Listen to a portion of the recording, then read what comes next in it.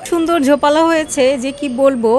এটা হচ্ছে baby tears নাকি অন্য কোনো গাছ, আপনারা যদি নাম জানেন আমাকে বলবেন। আমি কিন্তু জানি, আপনাদের কার কাছে আছে বা ধারণা আছে সেটা জানতে চাই।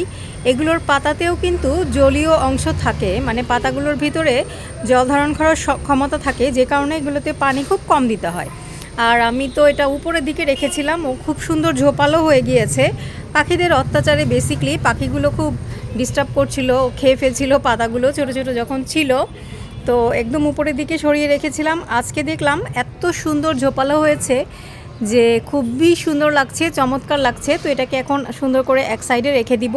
আর এটাকে তো আমি প্রায় ভুলেই যাই পানি দিতে, মাঝে মাঝে দেই, মানে 15 দিনে একবার এরকম হয়েছে, কারণ এটাকে আমি একদম কর্নারের দিকে উপরে গ্রিলে রেখেছিলাম। তো আপনাদের যদি কার কাছে এই গাছটা আছে জানাবেন, আর যাদের নাই তারাও কিন্তু জানাবেন, আমি অবশ্যই লিখে দিব পরবর্তী ভিডিওতে, এবং এটা সম্পর্কে জানাবো যে এটা কীভাবে লাগানো হয়, কী হয়।